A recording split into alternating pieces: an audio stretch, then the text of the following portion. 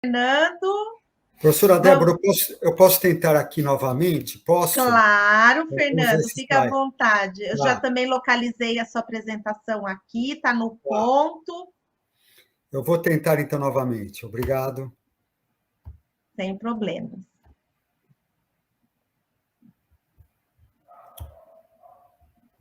Eu e o Fernando estamos combinando, hein, Fernando, com essa camisa rosa. Foi? Foi, agora precisa o modo de apresentação para a tela ficar cheia. É. Tenta Então, um F5 aí, aperta o F5, vamos ver se vai. De pronto. novo, aperta de novo. Ele não vai no modo de tela cheia, você acredita?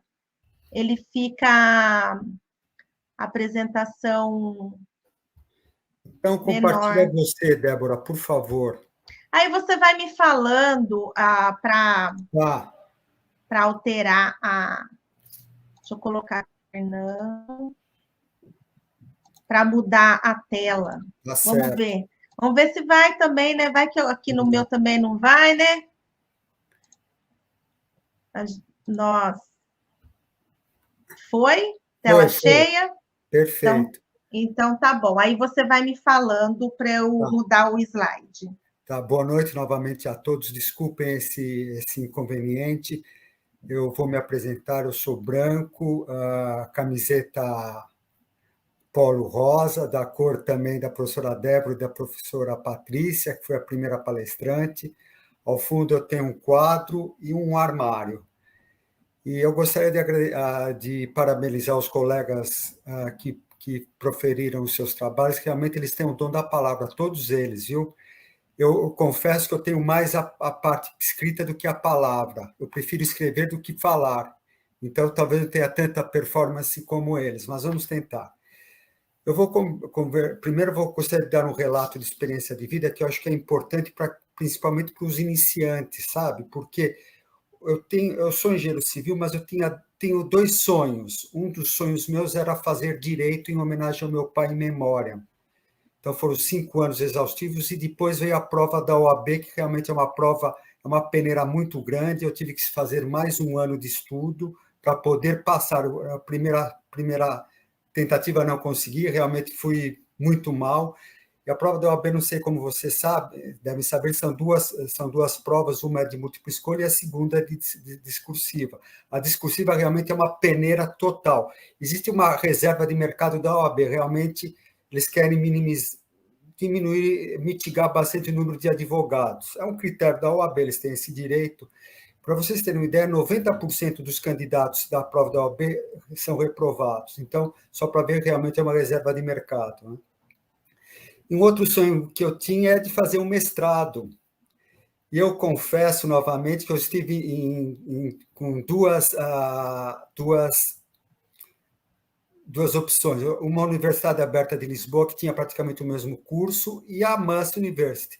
Eu acertei na Must, eu acertei direto na Must, estou me dando super bem. Quero agradecer à professora Roberta, que foi a minha incentivadora, porque quando eu fiz a matrícula, eu estava para desistir. Falei, não tenho dedicação, não tenho competência, não tenho mais traquejo nisso, voltar a estudar, sentar na dedicação que envolve todo um curso EAD. Ela ligou para mim, puxou a minha orelha, não, Fernando, você vai continuar. E aí eu dei continuidade e pretendo realmente, pelo menos, esse segundo sonho ser realizado. Eu só queria comentar aqui uma frase do Steve Jobs: cada sonho que você deixar para trás é um pedaço de seu futuro que deixa de existir. É bastante profundo isso, né? Então, vamos ao que interessa. Desculpa as delongas, mas eu gostaria de falar um relato de vida, acho importante, principalmente para quem está sonhando. Se você tem um sonho, vá. Parafraseando o Napoleão, a vitória cabe aos mais perseverantes. Persevere que você conquista. Vamos entrar, então, no assunto, é sobre a EAD, os desafios, a remoticidade, as perspectivas de crescimento, etc. A educação à distância ela está basicamente fundamentada na Lei 9.394, no seu artigo 80. Ela define exatamente o que é a educação à distância. Pode passar, Débora? A educação à distância não é tão jovem quanto a gente pensa. Já o Platão, na Grécia Antiga, ele já fazia as suas doutrinações através de escritos. Então, há 4.000 anos atrás, na época de Platão, dos grandes filósofos, etc. Correndo na linha do tempo, voltando aqui para o Brasil, que é o que nos importa, em 1920 e 1940 já começaram a surgir as primeiras cursos por correspondência. Então, a pessoa recebia um livreto pelo correio, um livreto, por exemplo, de um curso profissionalizante, estudava e se tornava um certo profissional. Isso em 1920 e 1940. Depois começaram a rádio, dar aulas, e depois a televisão. Para os mais antigos, em 1970, iniciou-se o MOBRAL, o Movimento Brasileiro de Alfabetização. Foi criado pelo Paulo Freire e o governo tomou a frente e colocou em prática. As aulas eram dadas pela televisão. Era para alfabetizar a grande população brasileira, que naquela época existia muito analfabetismo. E hoje em dia é o que eu chamo de nova reengenharia da educação. Surgiu a internet, o mundo digital, a cibernético, etc., a geração alfa ou a geração Y, o que vocês queiram chamar. A criança realmente já nasce mexendo no celular, sabendo mais do que nós adultos, com certeza. Isso trouxe uma nova visualização no ensino, a web, o tratamento tecnológico, as mídias digitais, etc. Então, é o que eu chamo de nova reengenharia na parte de ensino. Pode passar, Débora, por favor? Citando o Lobo Neto, ele diz que esta EAD é para distribuir conhecimentos, distribuir interações, práticas, através dos meios eletrônicos, que é o que justamente estamos passando hoje. E existe também uma plataforma Saga, que é uma plataforma de conteúdos, que diz que a EAD superará a educação presencial a partir daqui a 2 anos. E o nosso trabalho justamente é mostrar para vocês esta parte, se realmente superará a presencial ou não, tá certo? Pode passar, por favor, Débora. Nós fizemos aqui um trabalho estatístico, matemático, o pessoal das matemáticas é que devem gostar disso. Eu coloquei aqui eu fiz um plano cartesiano, onde os matriculados seriam o eixo das ordenadas, e o ano seria o eixo das abscissas, tá certo? Eu coloquei o ano 2000 a 2009, porque foi um trabalho de TCC que eu fiz, e eu aproveitei esses dados do INPE, Instituto Nacional de Pesquisa e Estatística. E para facilitar os cálculos, senão ficaria extremamente grandes os números, eu chamei o ano de 2000 de x valendo 1, abscissa valendo 1, ano 2001, abscissa valendo 2, assim sucessivamente até o ano 2009, abscissa valendo 10. Então, para o ano 10, que equivaleria ao ano 2009, nós tínhamos matriculados em EAD no Brasil cursos superiores. Naquele momento era cursos superiores, hoje em dia já existem, logicamente, mestrados e doutorados, esperando o doutorado agora da MAST também. E só para fazer um parêntese, na Austrália, nós já temos que você a defesa da sua tese de doutorado em 5 minutos. Você estudou 2 a 3 anos de doutorado e você tem que defender em 5 minutos. Realmente é um mundo cada vez mais veloz, cada vez mais louco. Em 5 minutos, o que você levou 2 a 3 anos para desenvolver. Então, você defende a sua tese de doutorado em 5 minutos. Uma banca virtual, tudo remoto, e você faz a sua defesa, você tem 5 minutos. Se ultrapassar esse tempo, você já é penalizado. Então, vamos mostrar o próximo slide, por favor, Débora. Aqui eu contextualizei, eu coloquei, então, o ano 1, 2009, ano 2, 2000, 2001, 2002, assim sucessivamente. Nas ordenadas, eu coloquei a quantidade de matriculados nos cursos superiores em Brasil. Então, eu tive essa curva vermelha. E o que é que nós vamos fazer agora? Nós vamos fazer a regressão para determinar qual seria a curva de maior confiabilidade desses dados, para que eu, no ano de 2023, 2024 e 2022, tenha a quantidade possível de alunos matriculados em EAD. É uma tendência estatística, não que seja realmente um número real, tá certo? Então, aqui seria o gráfico original, em vermelho. Pode passar outra, Débora. Em verde, vocês estão vendo o estracejado, seria a regressão, no caso, uma regressão de polinomial de segundo grau. Ou seja, você pode fazer uma regressão linear, exponencial, potencial. A que melhor representou este gráfico original foi a equação potencial de segunda ordem. Então, essa equação ela tem 97% de confiabilidade na curva vermelha. Então, ela tem um grande teor de confiabilidade em termos de resultados finais. Então, o que é que eu fiz aqui? O X é aqueles valores que eu tinha lá, lembra-se que eu tinha os valores nas abscissas, 1, 2, 3, 4, 5, 6, 7, 8, 9, 10. E pode passar, Débora, por favor? E o que é que eu fiz? O X valendo 23 equivaleria ao ano do ano 2022. A abscissa valendo 24 equivaleria ao ano de 2023. E passando naquela fórmula de potencial de segundo grau, colocando... Pode voltar, a gentileza, por favor, Débora? Colocando o X valendo 23 aqui, fazendo esta conta algébrica, você teria... Pode passar, Débora, por favor, desculpa. Não, fica tranquilo, estou aqui. Tá, nós teremos, a princípio, no ano de 2022, que é o ano que vem, uma previsão estatística probabilística. Não é exatamente isso, mas nos dá uma ordem de grandeza com uma certa viabilidade. 7 milhões e 29 mil inscritos em cursos de EAD no Brasil, em termos de doutorado, de mestrados e também graduações comuns, pedagogia, etc. E o ano 2023, usando aquela mesma formulação, 7.749 mil inscritos em curso de EAD. Para vocês verem aqui, só para ter uma ideia, do ano 2022 ao ano 2023, nós teremos um acréscimo só de 10% só em um ano. Isso realmente é um acréscimo bastante impressionante em termos de crescimento de EAD, tá certo? Pode passar a próxima, Débora.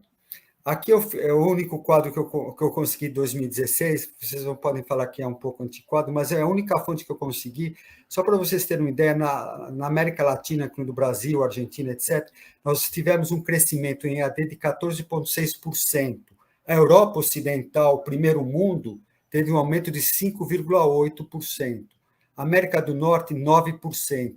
Eu quero destacar aqui a Ásia, os tigres asiáticos, Singapura, Coreia do Sul, e agora a China, que está totalmente investindo no seu potencial em 1.300.000 habitantes em educação, eles têm 17,3% de acréscimo só em EAD, em termos de crescimento.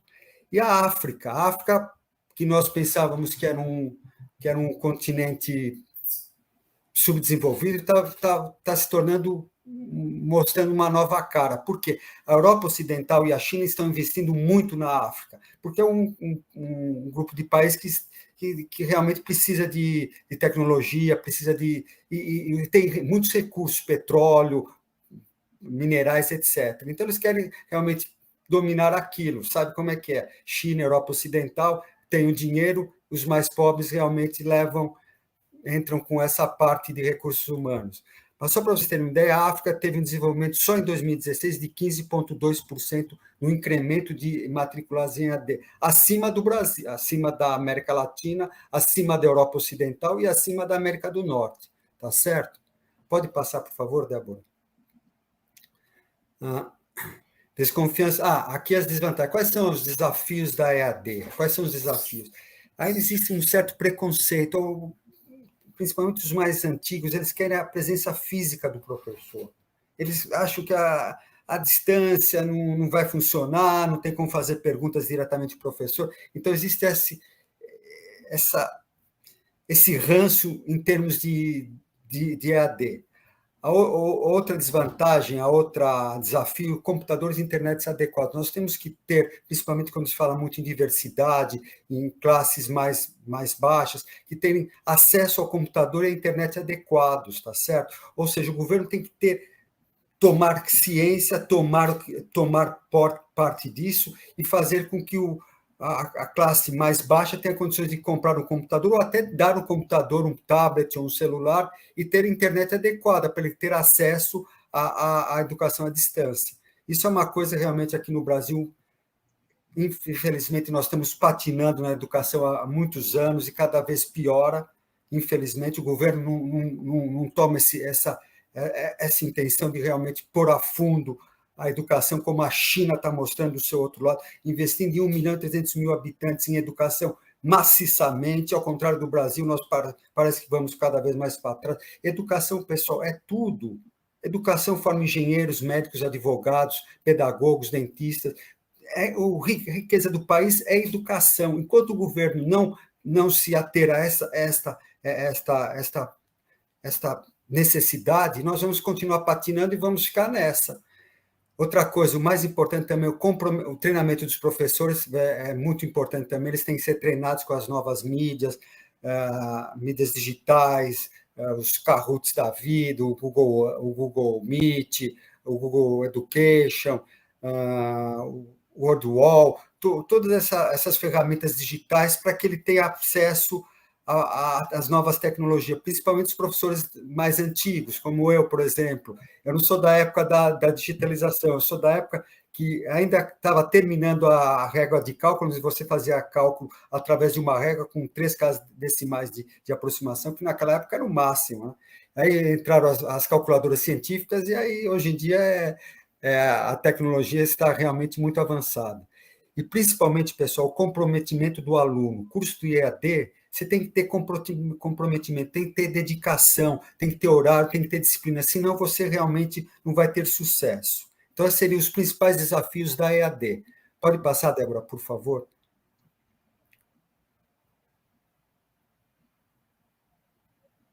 Não foi, Débora.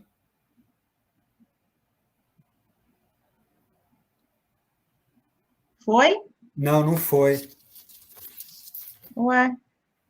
E agora? Voltou ou está congelada, será? Congelou na desvantagem dos desafios da EAD.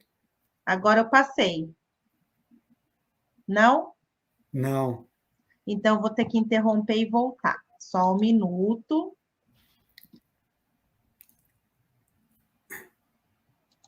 Tecnologia tem disso também, né, pessoal? Com certeza. A gente não tem o controle sobre tudo nas mãos. Agora eu vou colocar aqui a apresentação do slide atual. Foi? Foi. Tá. Perfeito. E quais são as vantagens da EAD? São inúmeras. Flexibilidade de horário. A pessoa, eu quero assistir no momento que eu estou indo do meu trabalho para minha casa, por exemplo, no carro, no seu celular. Quero escutar a aula no momento que eu estou no trabalho, que eu estou em casa. Então, você tem uma versatilidade de horários incrível, enquanto que na presencial, aquele horário, ponto final. A grande autonomia do estudante. Por exemplo, o estudante não precisa ir mais no local, na faculdade, deixar o carro, o trânsito, flanelinha para tomar conta do carro. Ele simplesmente tem a grande vantagem diretamente no seu celular, no seu tablet, no seu computador, assistir aula e várias vezes. A gravação fica sempre postada. Então, é extremamente importante essa autonomia do aluno, porque ele vai ter até menos custo, ele não precisa se locomover a uma faculdade, etc. A interatividade entre alunos e professores. A Master realmente é um exemplo disso. Todos os e-mails, todas as mensagens, todos os fóruns que nós participamos, sempre temos um retorno dos tutores. E realmente é excelente. Eu estou adorando a parte do Master em termos de tutoria, em termos de professor, em termos de humanidade de ensino. Isso é que é mais importante, pessoal. Existe um ar de humanidade, de bem, de coisa boa. Existe uma disponibilidade de cursos. Existe direito, já existe em EAD, engenharia civil já existe em EAD. Praticamente todos os cursos nós já temos em EAD.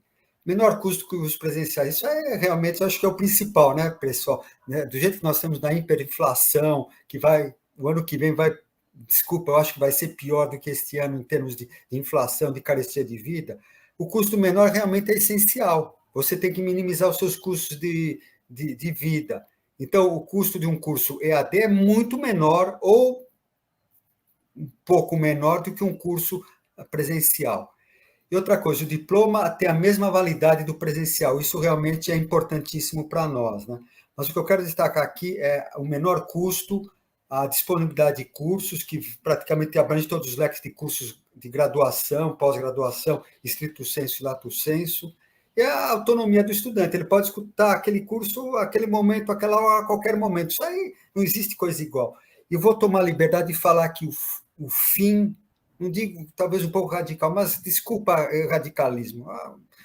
Eu acredito que o fim do presencial, não sei daqui para os nossos netos, bisnetos, em termos de curso de graduação e pós-graduação. Lógico que o infantil e maternal, isso é lógico, a criança precisa sociabilizar. Mas cursos superiores, eles vão, talvez 100%, talvez não, mas 90% dos cursos vão ser em AD, porque tem todas essas grandes vantagens, tá certo? Pode passar, Débora, por favor? As considerações finais, desculpa, não sei se eu ultrapassei o tempo, mas já vou finalizar. Os cursos têm que ser bem estruturados, planejados. O curso da Master realmente é um exemplo, não querendo aqui bajular ninguém, o professor Carbonari, que é um gênio da educação, ao meu ver. O curso bem estruturado é aquele que você participa, os fóruns, os quizzes, as avaliações, o webquest, que são a sua criatividade, a sua produção cultural, tecnológica, etc. O treinamento de professores deve ser adequado, deve ter um treinamento para que ele também tenha condições de se adequar às novas tecnologias. As ações prestadas para os alunos, as mesmas, as presenciais, atenção, um feedback do aluno também da mesma forma que a presencial. Eu queria enfatizar, o Estado é imprescindível a sua atuação, isso é que eu quero garantir, que eu gostaria de falar. O Estado tem o dever de garantir a saúde, educação, segurança, no artigo 5º da Constituição Federal. E a educação sempre foi menosprezada, com salários baixos aos professores, tanto da rede pública como privada, e tem que tomar partido. De acordo com nós estamos agora muito falando da diversidade, eles têm que realmente, para fazer crescer esse Brasil, para não continuar patinando como nós estamos vindo há muitos anos, dessa forma ou diminuir tributos para as empresas de telefonia móvel, agora vai entrar 5G, ou também diminuir tributos para que os computadores, tablets e demais periféricos sejam viáveis à população mais carente.